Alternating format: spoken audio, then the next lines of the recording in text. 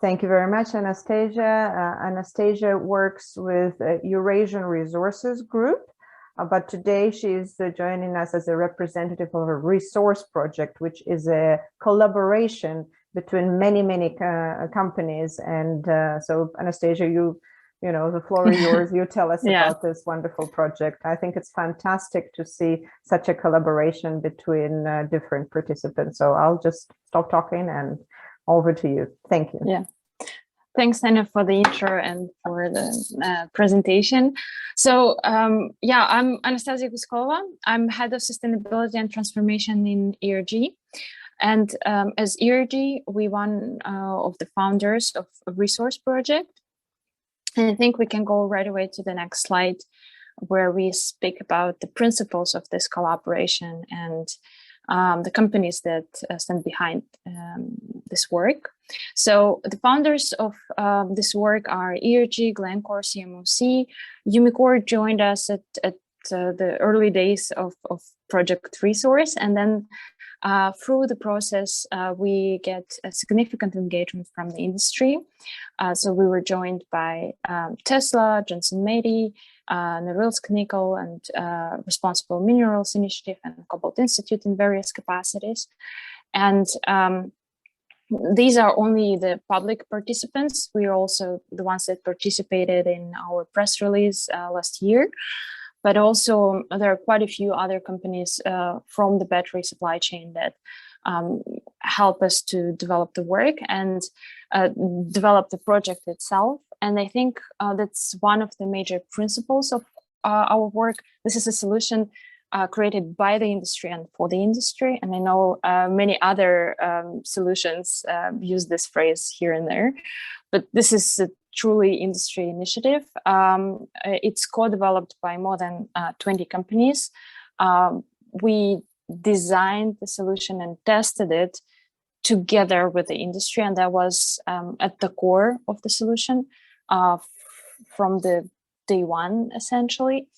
And that makes it very unique in a way of putting an understanding of the industry that we have, that we possess, and transferring it to resource.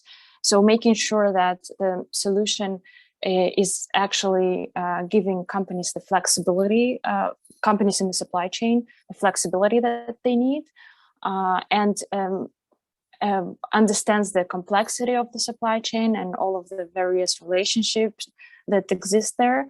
So it's truly unique and collaborative in that sense. One of other major principles for us was to ensure the end-to-end reality. So from the day one, we were focused on enabling physical and digital traceability. So delivering tracking from mine to EV and connecting the supply chain using, our on-the-ground facilities, and also creating the digital tracking. I'll be talking about that a little later in more detail. And we started this work in 2019 with the first proofs of concept with big IT companies participating, and then slowly went to aggregating our knowledge about blockchain. So a little bit, like Taina mentioned, learning to speak both languages and understanding what we want. And in 2020, we created a demo and went to discuss with the industry what they want, whether they want to start the pilots and MVP with us. And by the end of 2020, we obtained funding and started pilots and MVP development with the industry. And through 2021, we tested a solution in real operating conditions. So in DRC, in South Africa, in Finland, in China, tracing cobalt from the mine to EV. And we finalized our 10th pilot last week, and starting the post-MVP and system rollout now. And I'll also talk about it a bit later. So if we go to the next slide, there are a lot of things that I just mentioned.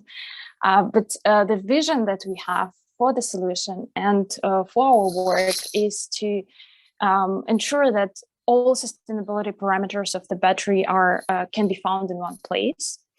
And right now we are focusing on cobalt, but once we build the bridges, that analogy is, was also in Tina's presentation. Once we build the bridges, how the supply chain communicates and how supply chain participants can communicate with each other, regardless of how far they are from each other, on traceability, on provenance, they can actually communicate on not only on cobalt, but on any other metal, and also can add to that not only origin information and provenance information, but also standards, carbon footprint, any other ESG sustainability characteristics that are relevant and that are important to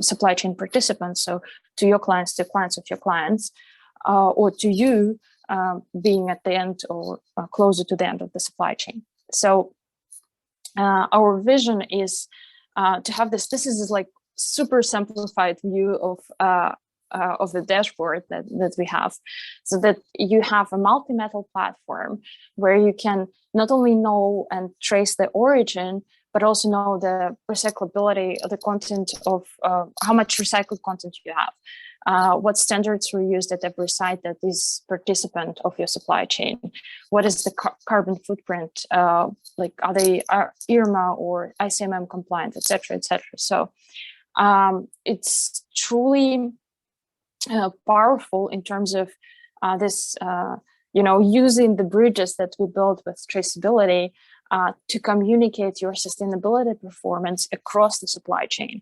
So to clients of your clients, or to request sustainability performance from your suppliers or from suppliers of your suppliers, etc.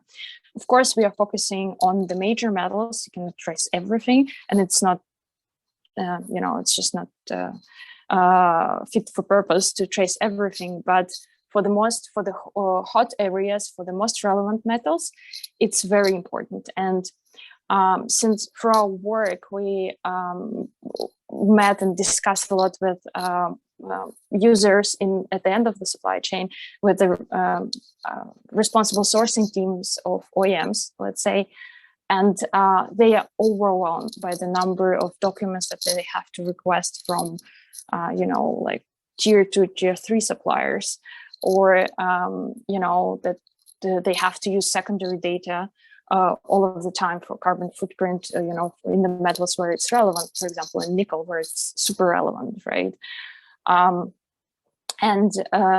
This platform actually enables you not only to ensure that you know where your metals are coming from, but also to know how they were produced, what effect and impact on the environment that was made during the production, what standards were used in terms of human rights, in terms of compliance, etc. So various indicators, super powerful. And that's the vision where we're going. And if you go to the next slide, then we deliver this by combining this unique knowledge of the industry with the cutting edge technology. So in terms of the technology, there are a few principles or like the ways we deliver this quality data. First of all, we prove the provenance. So we establish the origin of the material, starting from the mine and tracing it to the EV producer. We do that with sealing bags at the start, tracing them through the supply chain, also adjusting, because sometimes it's not the bags, it's lots, or it's various carriers, depending on where you are at the supply chain, adjusting it to specific sites, and tracing it using distributed technology, and complementing relevant audits and relevant audit reports that you still have to do to a certain degree, with transferring information when you cannot communicate directly with the clients of your clients, for example. So that the system is reliable through the use of blockchain, but that's not only the only technology. It's just piece of the puzzle. And it's very important that the other piece of the puzzle is our unique understanding of the industry and the industry needs. So first of all, it's a real-time supply chain traceability. So when we speak to some companies, they ask us, how do you map your supply chain? And our tech team was a bit confused in the beginning because they are not aware how auditors usually do that. So they look back at your supply chain, they match the transactions, check that there are no red flags or anything, and verify the systems that are in place. But they don't really trace real backs through the process.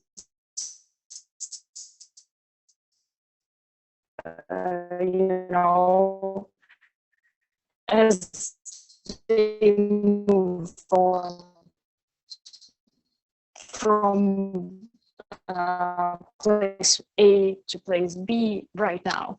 And that's what we do. So you can see the path in the system, and it's being built there real time. So you don't map backwards, you actually map real time.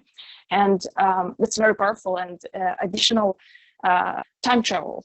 So you can choose a specific time interval, for example, from January to June 2020, to see your dynamic sourcing profile in this period of time,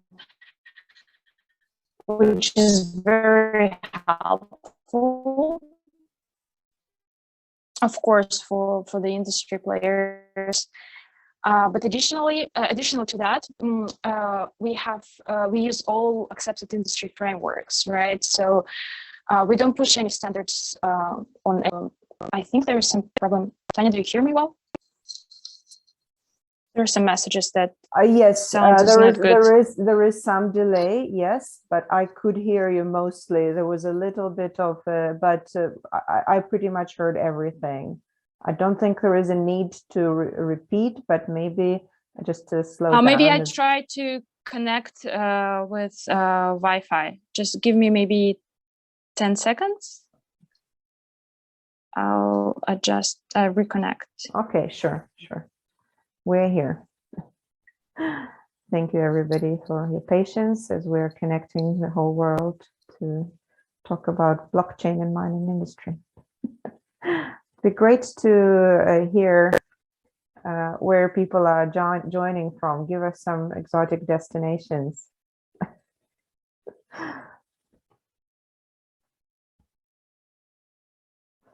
Yeah, I also would like to point out Maria Rubio has put a link in the chat for this next event, March 16th, Battery Mining Day. Oh, there's Barcelona, there's Brazil, cool, Amsterdam, Canada, wonderful. Yeah, so the very first message in the chat is the link to the next month's event. So please follow the link. Register, and if you want to talk about your company, if you want to present or to be on the panel, please get in touch with us and we will be happy to try and accommodate you. Welcome, Canadians. Yay, Dubai, wow, wonderful. London, Kazakhstan, excellent. And Israel, wow, Winchester, Netherlands, Kazakhstan, Beijing even, whoa, St. Petersburg, Zambia, another Canada. This is fantastic. Look, this is so great. Very grateful for this technology. Germany, another Canada. Yes, Istanbul, wonderful, cool. I'm very, very glad that we have this opportunity to share the knowledge, to share the education, and I'm just can't wait for the flood of new users of blockchain technology for the benefit of the mining companies. I think it is fantastic. I'm very excited about this potential and what Anastasia was talking about. Indeed, that once you have that system established and you're tracking the information, you can put any information. Okay, Cardiff, Wales, that must be SRK, I think. Welcome. Marrakesh, Morocco, wonderful. I imagine it's warm there. USA, couple of years, Indonesia, Italy. Look at that. Wow, so cool. Okay, Anastasia, we can hear you. Yeah, good. I'm so Good. sorry. I used the time wisely. We've done a little survey of where people are joining from, and it's Oh, literally awesome. amazing. Okay, cool. All right, go Thanks ahead. so much. Oh, I'm super sorry. That's the specificity of working from a hotel. So Wi-Fi just dropped off. Okay. So yeah, industry frameworks. That's what I was saying.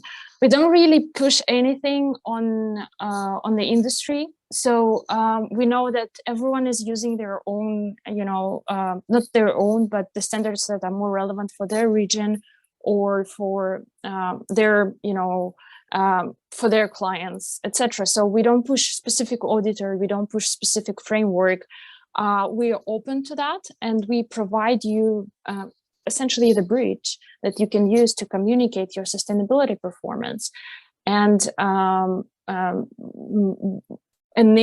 give you the power to decide what's important for you. And as a client, you can engage with your suppliers and ask them for certain certifications and suppliers of your suppliers. Or you, as a supplier, you can demonstrate to your clients that you're already compliant with A, B, C, D. And most important is we trace material transformation.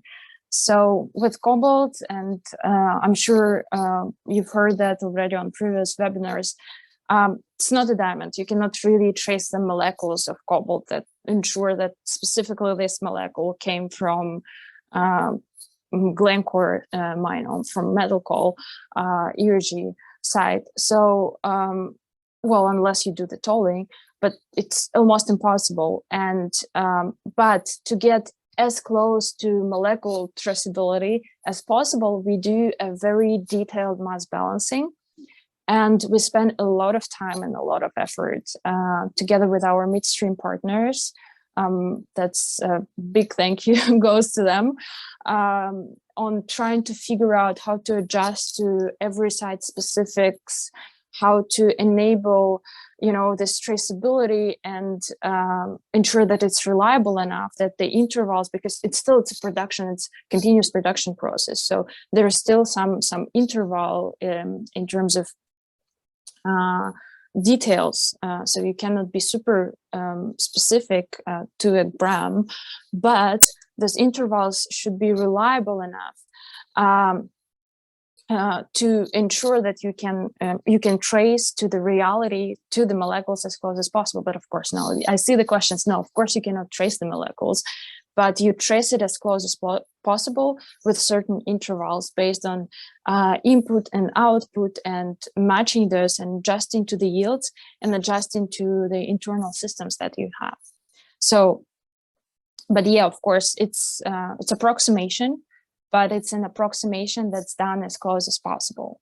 Because yeah, that's our power. We want to not to do only digital traceability, so on the transactional level, but we also want to connect to the physical reality. It's one of the key components for us. So where are we at right now? That's on the next slide. We've done successful pilots in 2021. We of course discovered some bottlenecks that we're fixing right now, and we're improving, and they will become a part of continuous maintenance and improvement of the product. And in 2022, together with our partners, starting from Glencore, ERG, and CMOC sites, we are launching resource, starting to trace cobalt. It's already quite a lot of cobalt starting from us, but then we engage with the supply chain, and we connect our refineries and further. So fine refineries, cathode producers, battery producers, and EVs, etc. So connecting the supply chains, and we're also starting with additional metals, adding nickel and lithium. So for 2022, the plan is to onboard about 20 sites and companies, and or companies. It depends how we look. We also try to optimize the existing processes in the sense that we have to undergo a lot of audits, a lot of due diligence practices, and we want to optimize the exchange of information, the process of verification, etc. So making not only our sustainability teams happy, but also our financial teams happy by reducing required resources. In